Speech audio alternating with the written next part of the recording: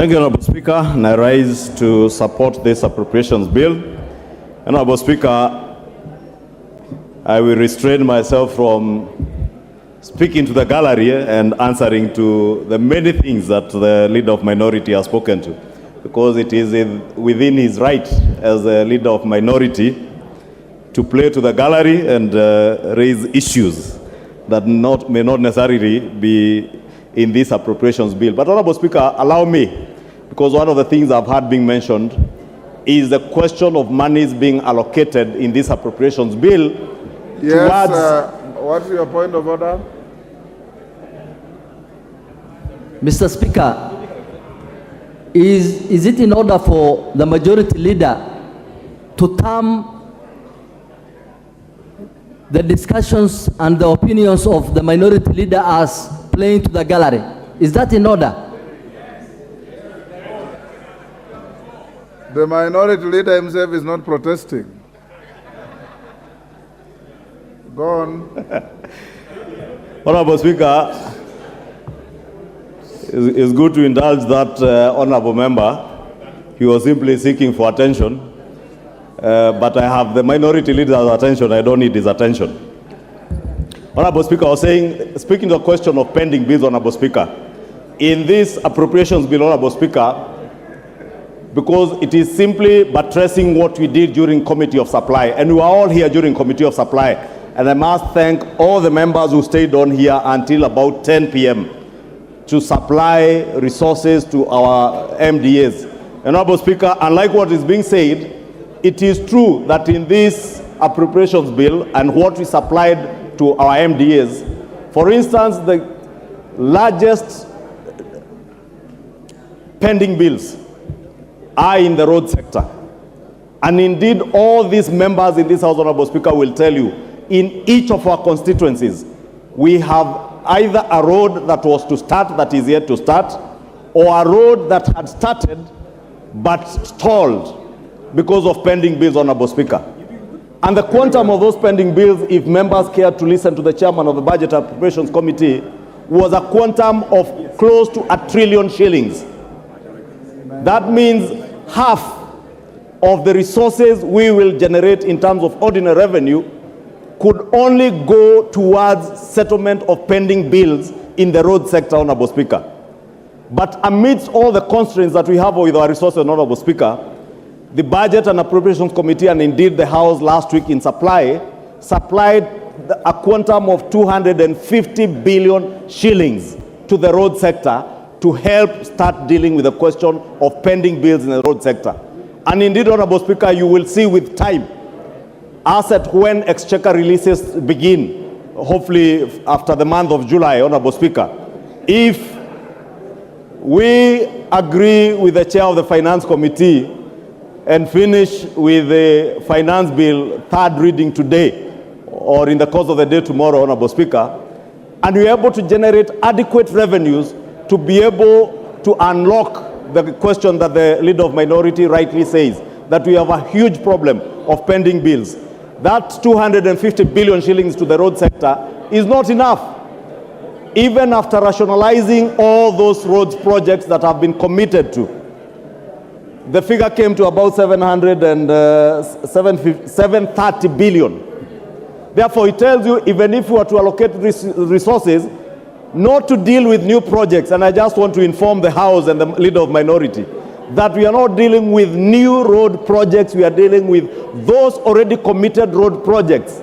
And it would take ordinarily, either we commit the entire of our development expenditure to the road sector without having to deal with anything else, or we do what the Budget and Appropriations Committee recommended, that we allocate 250 billion shillings this year. If we perform better in terms of revenue allocation, next year we can do another 300 to 400 billion shillings. And with time, by the third year of this administration, we should be able to have cleared all those pending bills and contracts that have already been committed to, and be able to begin to embark on new projects. Therefore, allow me to just inform the leader of minority that indeed there are no new road projects. We are committed to completing those that were committed contractually before the last regime. If you look at the education sector, Honorable Speaker, and members will remember when we begin this session in January, our children had just opened school, and there was a crisis on CBC, the junior secondary schools, capitation of junior secondary schools, capitation of those in CBC classes, Honorable Speaker, was a big problem. But in this appropriations bill, we are appropriating a whopping 630-something billion shillings going to the education sector to ensure that CBC is not just something we are talking about, but something that we are actualizing and committing resources to. And it's not just the junior secondary school, even capitation of our day secondary schools and our boarding schools to ensure even our free primary education sector that resources are going to our schools, Honorable Speaker. Honorable Speaker, there is also money that has been appropriated to the social services sector. And you have seen in the press recently, Honorable Speaker, as much as our media houses have a quarrel to pick with us, and therefore they will go to great lengths to demonize what is not being done or what is supposed to be done, and they will eloquently carry out investigative series on how many octogenarians have not received their cash transfer schemes, but I never see them cover when they are receiving this money. But I want to tell them today, we are appropriating adequate resources to ensure that our elderly and vulnerable in society, Honorable Speaker, are able to access their money, their cash transfer, including orphans and PWDs in our communities that access money from government. We have allocated inadequate resources within the social services sector, Honorable Speaker, to ensure that all these people are able to access their money. Majority Leader. Yes, Honorable Jared. I know what Jared wants to say. Mr. Speaker, this new emerging character of disparaging the media that does nothing but to shine bright light in the dark corners of government, I think should stop, Honorable Speaker. What is We the point get of order? informed through the media, we get news through the media, and if somebody has a beef to pick with the media, they have professional bodies around the media houses. What is the point of order, Jared? My point of order is to ask the majority leader, together with his surrogates, to stop disparaging the media, Honorable Speaker. The media plays an important role to this country and to the world at large, Honorable Speaker, and I thank you. Ichungwa, endelea. Honorable Speaker, allow me to ignore what only warrants to be ignored. Honorable Speaker, in this appropriations bill, in conclusion, Honorable Speaker, we have allocated immense resources to our own pet subject of CDF. And I know, Honorable Speaker, CDF is misconstrued out there to be money that belongs to these members of parliament. But CDF is money that belongs to our voters, the people who have sent us to this house, Honorable Speaker. And the resources that have been devoted to CDF this financial year, Honorable Speaker, will not only go to supplement what has been devoted through the Ministry of Education, that 630 billion shillings going to the Ministry of Education, but also to supplement our bursary schemes, Honorable Speaker, in our constituencies, to ensure that the children who have been committed to schools, who are getting school capitation, that school capitation is not adequate and is not enough. Those children need school bursaries. Honorable Speaker, we are talking about digital hubs in our constituencies. I want to ask members of parliament, now that the government, and I am sure the ICT committee will be briefing members on this, is intent on establishing ICT innovation hubs in every ward in our constituencies, to at least in the next financial year, as we retreat for the short recess, which, Honorable Speaker, I know many of the members will retreat to do their proposals.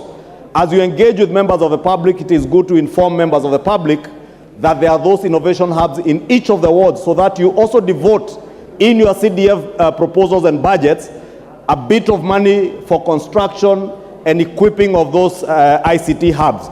Government has, through ICTA, the ICT authority, has adequate equipment in terms of the digital equipment, computers, and also ensuring that you have connectivity in those ICT hubs, so that we also help our children, our young men and women in our constituencies who have no jobs, to be trained under the Jitume program to be able to access online jobs and be able to work from the ICT hubs, and also to work from home and access online jobs even outside the country, Honorable Speaker.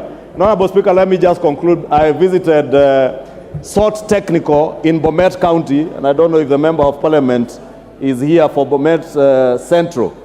And I was impressed, Honorable Speaker, with the kind of work where you find students, 21 to 24-year-olds, who are working online and earning their $20, $25 an hour, and they are working right from their own classroom in those ICT hubs. And therefore, even with the establishment of all our TVETs in the constituencies that have TVETs, those who are here to start TVETs in their constituency, I also want to encourage you. And I have seen a number of members, I did here during contribution in the second reading of the budget and appropriations report, a number of members pointing out that they have no TVETs in their constituencies. Please, in your CDF allocations this year, allocate money, the 10 million shillings that is required from CDF, NGCDF, so that you get the counterpart funding from the Ministry of Education for those TVETs, and establish these ICT hubs, because they will go a long way into securing job opportunities for millions of our young people who are jobless, many who are well educated, many who are technically tech savvy, and would be able to access these online jobs, Honorable Speaker. And allow me to use this opportunity to inform the people, great people of Kikuyu, that indeed in the next few weeks, the ICT hub at Dogoto Chiefs Camp, where I have fabricated a former chief's boardroom into such an ICT hub, Honorable Speaker, will be open. Kikuyu Town ICT hub will be open. Keno Village Polytechnic ICT hub will be open in the next few weeks, and so will be Nachu Technical TVET, Honorable Speaker. And the computers are already on the ground, Honorable Speaker. And as I encourage other members of Parliament to follow suit, because I want to lead by example, Honorable Speaker. That is why I'm speaking to these ICT hubs, because I appreciate that millions of our young people are jobless, and they can access jobs not just through the housing fund levy that we have set up to build houses, Honorable Speaker, that will create jobs, but we can also create jobs through online jobs where people will be able to work right from their homes. Honorable Speaker, with those very many remarks, allow me to support this appropriations bill and urge the House to support it. And hopefully, at the conclusion of this debate, as we get into the finance bill, we shall all rise to the occasion, because what we have appropriated in this appropriations bill is what we shall be financing in the finance bill. And I do hope even the myriad of amendments that I see on the order paper will be towards the goal of helping government realize higher revenues, so that we also don't get deeper into the pit of borrowing, Honorable Speaker. And with those many remarks, I beg to support. Honorable members, allow